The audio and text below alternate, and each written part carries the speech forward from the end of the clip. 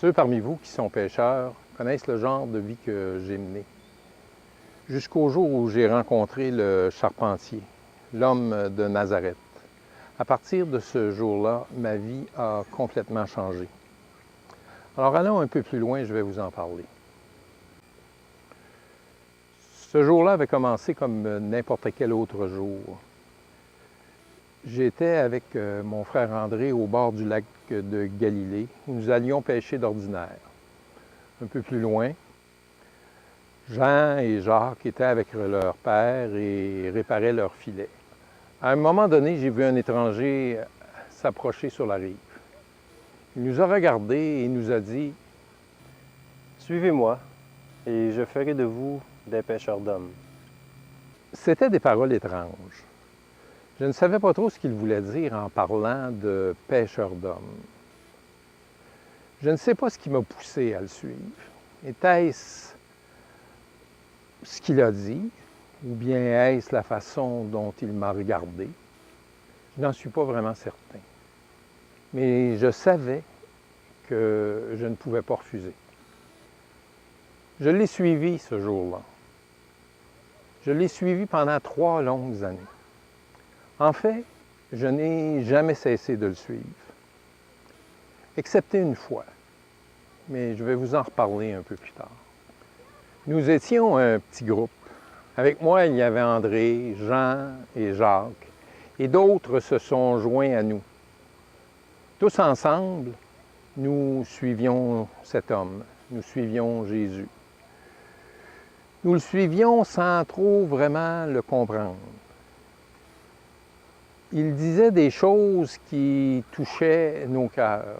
Il parlait comme personne d'autre n'avait parlé auparavant. Il faisait des choses qui nous surprenaient. D'une certaine manière, il était comme nous. Et d'une autre manière, il était complètement différent. Je dois admettre qu'à un certain moment donné, je me perdais à essayer de comprendre ce qu'il disait, ce qu'il faisait. Un jour, je me suis dit que je n'étais pas vraiment fait pour être son disciple. Mes amis et moi étions en train de laver nos filets sur le bord de la rive. Une grande foule était assemblée alentour de Jésus et ils voulaient entendre tous parler de Dieu. Il nous a demandé d'emprunter notre barque, puis il nous a demandé de nous éloigner de la rive. Quand il a eu terminé d'enseigner, il nous a demandé de jeter nos filets à la mer. Je lui ai répondu que nous avions pêché toute la nuit sans rien prendre. Peut-être qu'à l'intérieur de moi, je me suis dit, lui, un menuisier, veut me montrer à moi à pêcher. Mais je lui ai tout simplement répondu, si tu le dis, je vais jeter les filets à la mer. Vous n'allez pas le croire. Nous avons pris tellement de poissons que nous avons dû appeler nos amis dans la barque voisine pour qu'ils viennent nous aider à ramasser nos filets. Nos 2 barques étaient tellement pleines que nous étions au point de couler. C'est à ce moment-là que je lui ai dit, « Laisse-moi, maître, je suis qu'un pauvre pêcheur. » J'étais complètement bouleversé. Et lui m'a simplement répondu, « N'aie pas peur. Désormais, ce sera des gens que tu prendras. » Alors, j'ai resté avec lui. J'ai ramené la barque sur la rive et j'ai tout quitté. Avez-vous déjà vu un homme commander au vent et à la mer de se calmer? Moi, j'ai vu ça. J'ai vu Jésus faire cela. Un jour, alors que nous traversions le lac, Jésus avait enseigné toute la journée et il était tellement fatigué. Il dormait dans la barque, la tête sur un coussin, et tout à coup, une grosse tempête s'est déchaînée. Le vent soufflait si fort et soulevait des vagues si hautes que nous avions peine à pouvoir vider l'eau de la barque. Nous étions terrifiés. Et lui, Jésus, dormait. Alors nous n'avons pu nous retenir et nous l'avons réveillé en lui disant, « Maître, tu ne te soucies pas que nous sommes en train de périr? » Alors il s'est levé et avec une grande autorité, il a commandé au vent et à la mer en disant, « Silence! Calme-toi! » Tout est redevenu calme comme s'il n'y avait jamais eu de tempête. Puis, il s'est retourné vers nous et nous a demandé, « Pourquoi avez-vous peur ainsi? N'avez-vous pas de foi? » Mais vous, qu'auriez-vous répondu? Nous restions là, sans rien dire. La seule chose que nous pouvions faire, c'était de nous demander, les uns, les autres, mais qui est-il cet homme pour que le vent et la mer lui obéissent? Un autre jour, il prit 3 d'entre nous, Jean, Jacques et moi. Il avait l'habitude d'en amener 3 avec lui pour l'accompagner. Ce jour-là, il nous a amenés à la montagne dans le but de prier. Pendant qu'il priait, il fut complètement transformé. Ses vêtements étaient plus blancs que blancs. Son visage rayonnait d'une manière toute spéciale. Et il parlait avec Moïse, le chef de notre peuple, ainsi qu'avec Élie, le prophète. Nous 3, nous combattions le sommeil, mais nous avons réussi à demeurer éveillés. Et nous l'avons alors vu dans toute sa gloire. Je ne savais pas trop ce qui se passait, mais je lui ai dit, « Maître, c'est merveilleux d'être ici. Alors, nous allons construire 3 tentes, une pour toi, une pour Élie et une pour Moïse. » Franchement, je dois avouer que je ne savais pas trop ce que je disais. Puis, j'ai entendu une voix qui disait, « Celui-ci est mon fils bien-aimé, écoutez-le. » Et alors, il n'y avait plus que Jésus seul avec nous 3. Je pourrais vous raconter tellement de choses à son sujet. Un autre jour, il a pris avec lui Jean, Jacques et moi de nouveau. Ce jour-là, nous sommes allés chez un dignitaire juif. Et vous ne savez pas ce qui est arrivé. Il a ramené à la vie la petite fille de ce dignitaire qui était déjà morte avant notre arrivée. Je l'ai vu de mes propres yeux. Mais tout ça en était trop pour nos dirigeants, les scribes et les pharisiens. Alors ils ont décidé que Jésus devait mourir. Ils ont pris les moyens pour arriver à leur fin. Vous connaissez sûrement cette histoire.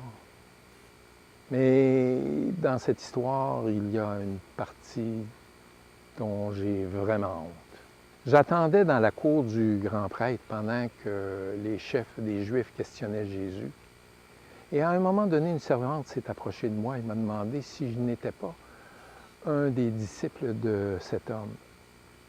Je lui ai répondu que je ne le connaissais même pas. Et cela à 3 reprises. Quand je repense à tout ça, je me demande comment j'ai fait pour être tellement froussard. Quelle honte! Imaginez, j'ai vécu avec cet homme pendant 3 ans et j'ai juré que je ne le connaissais même pas. J'ai pleuré amèrement. Je regrettais tellement ce que j'avais fait. Je ne pouvais pas me pardonner. Mais lui, il m'a pardonné. Les chefs des Juifs ont eu ce qu'ils voulaient.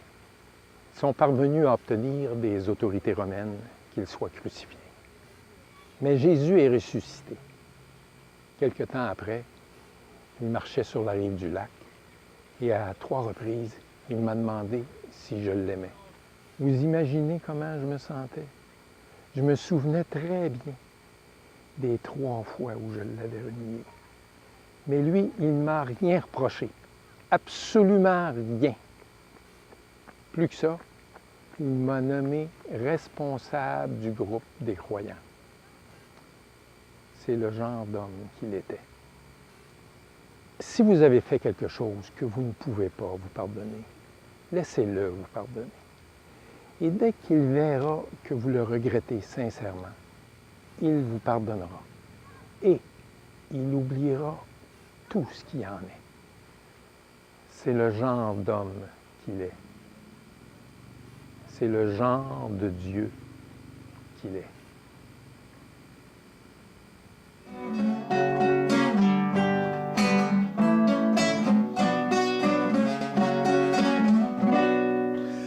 Brave Pierre, tu disais que jamais au grand jamais. Brave Pierre, tu disais que jamais au grand jamais.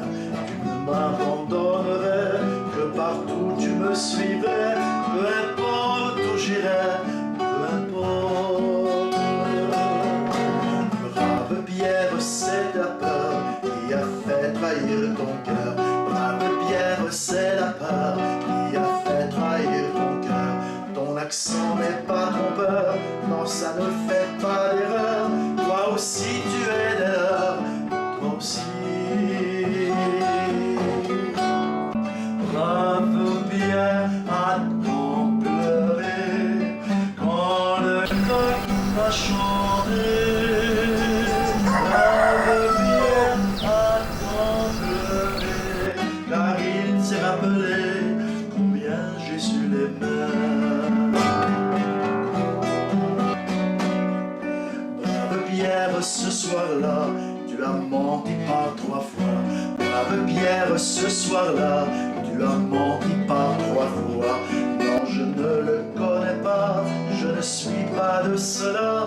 Je le jure, lâchez-moi, je le jure.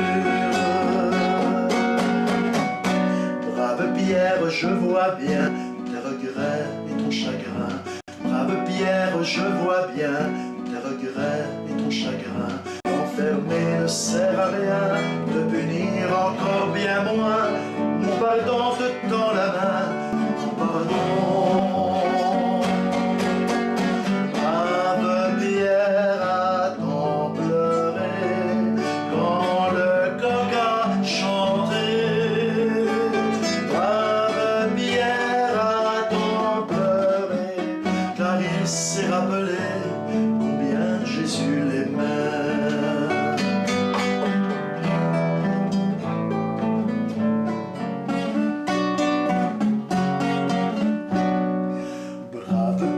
Je t'en prie, sois berger de mes brebis.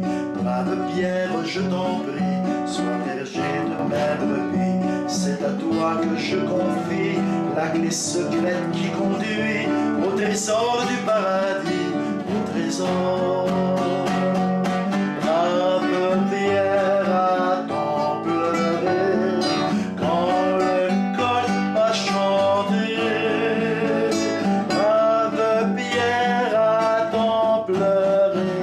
Car il s'est rappelé combien Jésus l'aimait.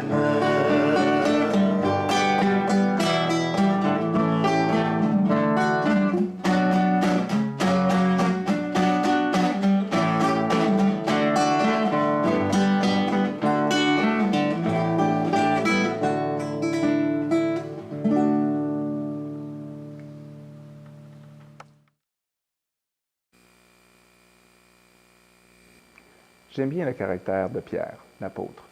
Peut-être parce que je me retrouve un peu, même beaucoup en lui. Fougueux, généreux, impétueux et peureux aussi. Je le regarde et je me dis que la vie, c'est un peu tout ça. Les rechutes, les reprises, les reniements, les renouements, les infidélités, la fidélité renouvelée. C'est ça la vie, toute la vie.